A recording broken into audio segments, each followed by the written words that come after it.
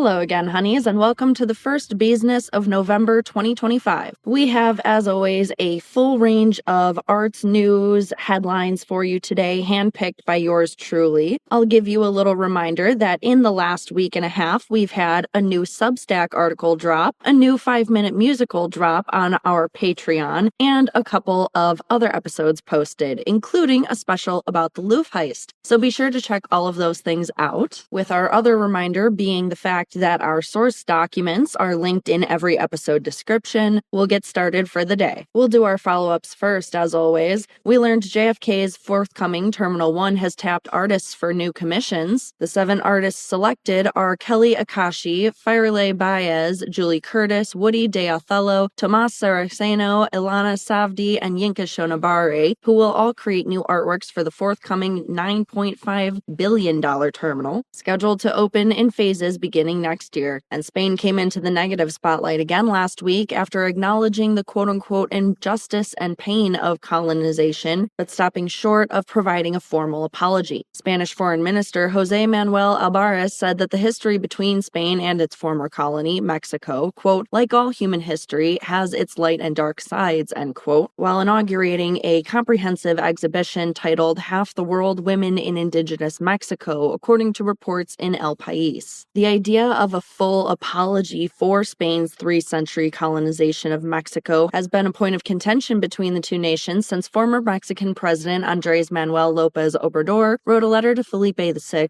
King of Spain, and Pope Francis in 2019 demanding said apologies for Spain and the Catholic Church's roles in the conquest of the Americas, as well as asking for forgiveness, a request which was obviously denied. López Obrador wrote, according to the New York Times, quote, "It wasn't just about the encounter of two cultures. One culture, one civilization, was imposed upon another to the point that the Catholic churches were built on top of the ancient pre-Hispanic temples," end quote. Last week also saw museum leaders lend their support to Louvre director Laurence Descartes in an open letter, following the theft of the museum's crown jewels that has captured global attention. 57 curators and museum directors, including the MoMA's Christoph Cherix and Los Angeles County Museum of Art's Michael Govan, signed on. Published by French newspaper Le Monde, it expressed solidarity and support for the director and museum alike. It read in part, quote, "Museums are neither bastions nor safes. While creating a safe environment for art and its audiences, their raison d'etre lies in their openness and accessibility," end quote. Last week also saw the director of the Wexner Center of the Arts depart amid staff complaints. According to reports by the Columbus Dispatch, the Wexner staffers were the first to learn of Gaetan Verna's departure just before hitting the 3-year mark at Wexner via an October 29th email from Ohio State University Provost Ravi M. Balamkonda. The university's senior vice provost for academic affairs, Trevor Brown, will manage duties until an interim director is appointed. The news caught our attention as it comes only a week after our headline that more than a dozen employees signed and sent a formal letter of no confidence in Verna's leadership to university administrators, as well as reports by the Columbus Dispatch that the Wexner had accumulated a $1.1 million